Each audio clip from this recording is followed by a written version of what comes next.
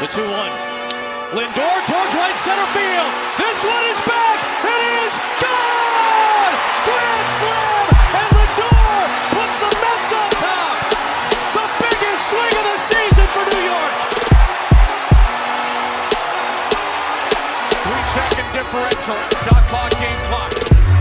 Shot clock down to 5. Here's Towns from 3. It's gone! Karl Anthony Towns with the dagger. 3-point field goal. Knicks regain their composure. Towns, deep 3-ball with the switch.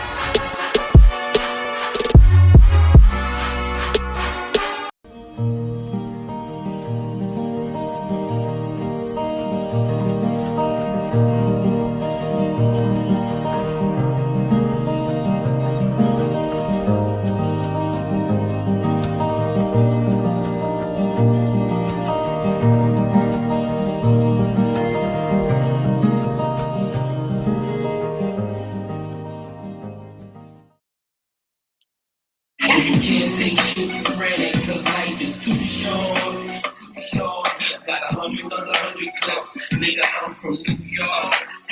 Yo, I swear it couldn't be sweeter. Life's a bitch, depending on how you treat her. You might get rich, it's guaranteed you gon' die. You might get missed for maybe 2 or 3 hours till they light these splits. And that coke will get you a long time. But when I let them know the dope is out, it's like America online. Wise is awoken. You know they say that you deserved it whenever you die with your eyes open. I still hold the title, cause I'm in the hood like that New York shit, baby. Stick up kids hopping out with the old rifle. Just doing shit for nothing. It's so spiteful. I'm just like you. Word that niggas wanna murder is in the air. A double shot of yak and the purple is in the air. And I'm not cocky, I'm confident. So when you tell me I'm the best, it's a compliment. 100 guns, 100 clips, nigga, I'm from New York. Yeah, man. That's the New York anthem that will forever be. You know, sometimes people play the Dipset anthem, but this one right here, man, it doesn't matter what team you're a fan of. Shit goes hard, man. Shit does go hard.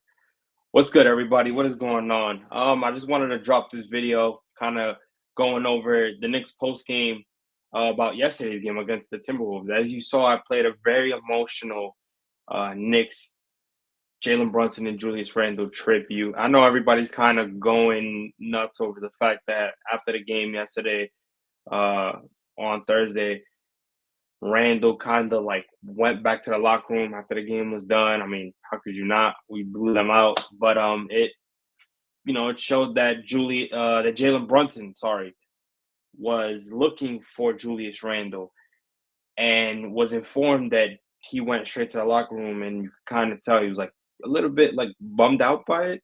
And how could you not be? I mean, that was a teammate of yours for 2 seasons where you guys found success. You guys had success. You guys, before Julius Randle got hurt, it's unfortunate that he got hurt both during both postseason runs. But, for the magic that they created during the season, you were excited. You were excited. And you kind of thought that core right there between Brunson and Randle was going to be able to go ahead and kind of take things to the next level. Unfortunately not. I'm not, I have stated multiple times on social media, those that have heard my takes within the Knicks, I've always said that I will forever appreciate Julius Randle for what he's done for the New York Knicks. Love him or hate him, yes. Were there negative things about him? Absolutely. But there were positive things about him. I mean, for one thing, he changed the culture within the New York Knicks. I don't care if you hate Randle and you hate to admit the fact that he did that. He did that. COVID year, I don't give a damn what you say. There were teams that were better than us that were playing under the same conditions. Yeah, and again, I always go back to the Bucks when it comes to the COVID year because, they won a title, and I don't see anybody really giving any excuses. Now, everybody's going to be like, well, yeah, bunk, that's because they won a title. Okay, and if it was the Knicks, are we going to fucking, I get it. You know what I'm saying? I understand it. Julius Randle was never a good playoff performer, but you gotta get there first. And guarantee you going into that year, nobody was picking the Knicks to be in the playoffs. Let's just be real. I mean, 2019, Randle's first year and RJ's rookie year, like that, they didn't really have that much success. I remember that year very vividly. But they go into the COVID year, and again, shit plays the way it played out. So, I will forever appreciate what Randall did here as a New York Knick. It made sense on why the Knicks had to go and make that trade for Cat. I put that on Mitchell Robinson. I personally believe that because of the news that came out about Mitchell Robinson not being back until January, February, that they had to go out there and get yourself a center, an all-star center at that. And mind you, while Mitch was here, while Randall was here, there's have been many rumors since 2023 that the Knicks were interested in Karl Anthony Towns. So the fact that they were able to finally get their guy, and Karl Anthony Towns is pretty much playing like a top 5 MVP in the league, I'm stoked. But it's they've had the vision for this guy being here for so long, and they finally made it happen. They had to obviously put Randall in that trade. Randall is about to become a free agent next year. It didn't look like it didn't look like they were going to pay him, but I personally believe that if he would have succeeded in his playoffs, let's say how they're playing right now, let's say if they were playing the same way with Randall, they go into the playoffs, Randall goes off in the playoffs or whatever, and we get to Eastern Conference Finals or even the finals, win or lose, I personally believe they would have extended him. Now, who's to say that Randall shits the bed again in the playoffs? Then I don't think they would have extended him. I think they'd be like, all right, this is your third straight year making the playoffs, fourth in the COVID, and you have not played like fucking anything that we expected you to play like in the postseason. You're just not made for it. When the pressure gets to you, you're not there. I generously gave him, if I'm not mistaken, I think I gave him games 1 and 3 in against the Cavs in the first round, and then I gave him, I think, either game 5 or game 2 against Miami in the second round when he played when he played in the playoffs in 2023. Those are the games I gave him. Wasn't his best, but when you pay attention to the way he was playing and the way he was shooting the ball, I gave it to him. The inconsistencies were there, which is why Knicks fans really don't give him that generous pass like I do, because it was so inconsistent. Now you get to the other side of it, right? And again, I'm just breaking things down before I get into the game. You get into the other side of it, and it's like, you get a center in Karl Anthony Towns who shoots better, better post-up player. I would say he's okay. He's an okay defender, a little bit better than Randall, I would say, but that's about it. I can't really say too much about his defense. He's an all-around better player than Julius Randle. Let's just put it at that. But there's a lot of things that Randall does that Cat doesn't do. And I'm looking at it from a negative standpoint. I don't mean to be like that, but that's just how I'm looking at it. Julius Randle is a head case. Julius Randle does not play defense. Julius Randle plays a lot of selfish basketball. Right? There were times where he didn't, but there are times when he does, and when he does, it hurts the team. For example, you go into yesterday's game. A lot of the time, he scored, if I am not mistaken, I think he scored 21 points in the first quarter. He didn't have anything after that, right? I believe it was 21 points. I'm not sure. I got to double check that. But Julius Randle was going off the first quarter. It seemed like they were feeding this brother the ball because he's playing against his old team. Let him go off. Normally, that's not what they do. They're running that offense through through Anthony Edwards at all times. That's what they're doing. But because the Knicks are in town, this Julius Randle's former team, let's feed him the ball. Let's give him all of that, and let's get him going. Cool. If that would have been the method and Randle would have fucking killed us, cool, it would have worked. But it didn't. Then you're talking about having a player where if he can't get going and he gets frustrated, he's not going to help his team. Could agree or disagree, I don't care. We've seen it enough since 2019 that when Randle doesn't have it his way in terms of having success scoring the basketball, it translates to him having a bad attitude. It translates to him not getting back on defense. He doesn't hustle as well. You saw it yet. You saw it on Thursday. You saw it on Thursday. You go to Timberwolves Twitter, and they are killing this brother. They are killing this brother. It's unfortunate. It's unfortunate. They weren't gonna. They first listen. The Timberwolves had a salary issue, and it seemed like they weren't going to try to extend Cat. Let's just put it that way. And they looked at it from a standpoint where it was like, okay, hold up. We want DiVincenzo. They wanted DiVincenzo. Even DiVincenzo himself said that the Timberwolves were on the top of his list with the Knicks. They wanted DiVincenzo, and they wanted to move Cat, right? They were willing to take a Julius Randle in that package because he's coming, he's on the last year of his deal. He's going to be free agent, obviously. Then I don't think they're going to extend him. He's going to be free agency, and we'll see how that goes. But the trade for both sides made sense. It's just, you're getting that Randle. That's what you have to deal with, and that's what teams have to deal with. So when Randle becomes a free agent and he's waiting for a deal, a team is going to take him, but just know that you're dealing with a lot of negative things about him. And it's unfortunate because, again, while he was going through those negative things, he was a culture change for the Knicks. That's the thing. That's like that. It's just unfortunate. And I rode behind the dude. There were so many guys that wanted him gone. I was like, no, bro, no, he's changing.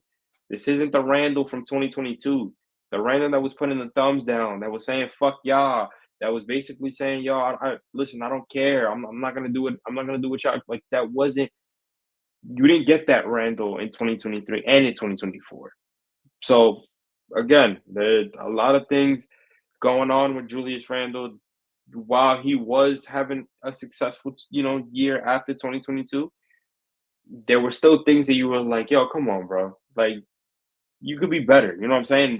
Knicks fans were holding him accountable because, let's be real, he's the star player. He's our main guy.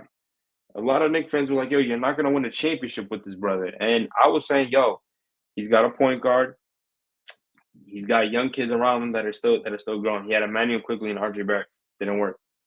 Year after that, same thing. Didn't work. What they do? They said, nah, we really got to make some shit happen. They took RJ, they took Emmanuel Quigley, flipped him to Toronto, and got one of the best defenders in the league that they're paying $212 million right now in OG Anunoby, and it's been the best ever since. Like, this whole thing with RJ, I love RJ, but this whole thing with RJ, people making it seem like he was going to be the next best shooting guard / small forward in the fucking league. It never happened. It will never happen. Toronto, in my opinion, is not going anywhere with RJ as their main guy. I'm sorry. RJ, to me, like, there are certain type of plays where you're like, yo, this guy could lead a team. This guy could be a star. RJ Barrett is not that. Call me crazy. RJ Barrett is not that. I love the brother. I loved when he was on our team. I felt like when he at moments when he had sparks, it helped us. But he's just not that guy. He's not. It's unfortunate. It really is unfortunate because, like I said, I like him. Manuel Quigley wanted to be a starter. Now you're in a situation where he's pretty much hurt. So it's like, Toronto is in a situation where they took those two brothers, and I'm sure they know. I'm sure they know that RJ is not the star. Like, RJ is just a regular role player. He's good, but he's not star caliber where he's going to be able to take your team to that level. And that's what they're looking for. And I think, again, Siakam had that at one point, but they got rid of Siakam. You lose that big factor. So, enough about that. Listen, Randall's over there. We got Cat, loving it.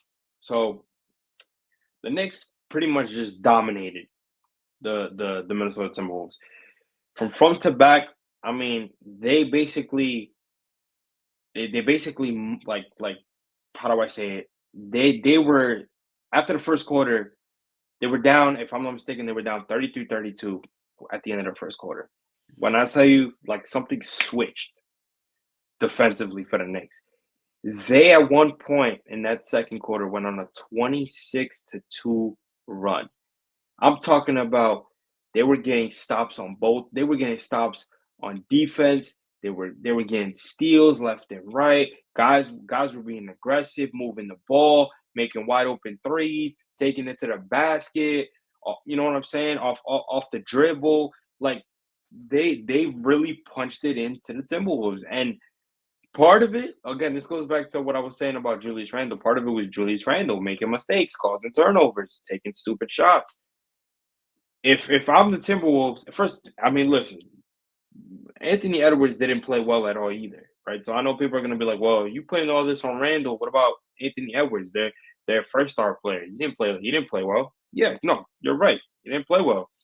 But when Chris Finch, again, I think the bad idea was trying to run everything through Randle because it's his former team. You watch a lot of Timberwolves games. That's not what they do, man. It was very odd. While it was very odd, I was like, yo, I hope we can exploit that, but that's not the case. That we exploited it, yeah, right. But I'm saying it in a way where it's like it wasn't killing us. You know what I'm saying? Like we weren't neck to neck with them the entire game. We exploited it in the second half. I mean, in the second quarter, and from the second quarter on, they were not able to get back. And it's one of those things where the Knicks took advantage of them just at one point, they weren't even hustling back on defense. Like the Knicks were just getting easy, fast breaks on all counts. I mean, yeah, let's look at some stats. I mean, top performers: Karl-Anthony Towns, 32 points, 20 rebounds, 6 assists. I mean, you got the top performer for Julius Randle. You got 24 points, 5 rebounds, 3 assists. So those are your top performers of the game. But then you look at some stats from the game just overall within the team. You got 51.5% from the field goal. Minnesota 46.1. The Knicks made 8% of their free throws. They out-rebounded Minnesota 57-37. They were even on the steals, 10 steals for both teams. Offensive rebounds, Knicks led that 16-6. Points off turnovers, Knicks led that 16-12. You had 3-pointers. You had the Knicks shooting 44.4%, while Minnesota shot 40.5%. Assist, the Knicks led that 39-29. Fast break points, 14-13. So the Minnesota, that was basically Minnesota only led in 2 categories, which was fast break points and then blocks. Knicks only had 2 blocks, Minnesota had 5. And then defensive rebounds, Knicks led that 41-31. So again, Knicks pretty much dominated the entire way. And it pretty much, like, it started with Cat. I think that's just one of the things that I think people forget to kind of like talk about is that the emotions from Cat and what he was like, feeling. You got to understand, like, this is the first time that he's been back in Minnesota since he got traded. Now, if that's something that like people tend to like forget, that's kind of weird because it's like, yo, it's his home debut. Like I don't think people really like let that sink in. Like they were just talking more about Randall and what Minnesota was going through. Like that, at the end of the day, listen, it's basketball. Like things happen, right? But for him to play like that, like he went off. Cat went off. Like that must have been a feel good moment because at the end of the day, like there were certain things that he didn't want to say when he did his post game interview. He didn't want to say much. So for him to perform like that and really kind of make a statement in front of his old team, it's like, listen, you made a mistake trading for me. Nah, there's no going back. Now I'm here in New York. New York wants to win. New York wants to win a championship. They put that trust in me and Jalen to go do that, and that's what I intend to do. You know what I'm saying? So he played with a chip on his shoulder, and I think that happens with every guy that goes back to the team that they were with at one point before they either got traded or that they signed somewhere. So you could tell it was different. Minnesota, on the other hand, and I don't mean to make this about Minnesota, but Minnesota has a lot of things to worry about. Like I said, Julius Randle being one of them. You run your offense with Julius Randle, you're gonna have a fucking problem because you got Cat. That's all I gotta say. The Knicks as a whole, the chemistry is starting to build up little by little. We still got to see it go on a consistent basis for us to be like, all right, they got it offensively. Defensively is where they're struggling the most. Um, it's one of those things where guys just I don't know, man. They're running late to their coverages when they switch. Guys are really not playing their players up. They're moving, when the ball moves and they're on defense, they're not moving well with the ball. Guys are able to get wide open shots. Guys are able to just drive by, and you could just kind of tell that it's one of those things where they're struggling with it. They're struggling. They don't have no defensive identity. And you kind of wonder, like, do we have to go get somebody out there that that just really plays defense? That really just solidifies, I'm a defensive specialist. We got to set the tone. You know what I'm saying? Like I hope that changes because you have a defensive coach in Tom Thibodeau. He's known for his defense. So when your team is struggling defensively, you're like, yo, I wonder what conversations are being had, what's being preached. Johnny Bryant was a big candidate of that, where he was preaching a lot of things that he saw wrong from the team, and now you don't have Johnny Bryant. You know what I'm saying? Like Johnny Bryant is in Cleveland. So lot of different I would say a lot of different scenarios. You're gonna get Mitchell Robinson back. That's for guaranteed. The problem is you don't know what Mitch you're getting, so that takes a risk because now you're like, we don't know if we're gonna get that same Mitch. It also comes like he's gonna be starting. That's the shit that hurts. I just don't think that you should be starting him when he comes back. I don't think you should be starting him at all. I think that's what people tend to forget. Like he's coming off an injury. Doesn't matter if he ends up duplicating or a little bit of what he did last year or what he usually is. Mitchell Robinson's coming off an injury. You have found yourself a starting five within Brunson, within fucking Josh Hart, OG Anunoby, Karl Anthony Towns. You know what I'm saying? Like you found that niche. Even Mikal, like Mikal, I forgot to mention Mikal, right? But Mikal Bridges has recently been playing on a consistent basis.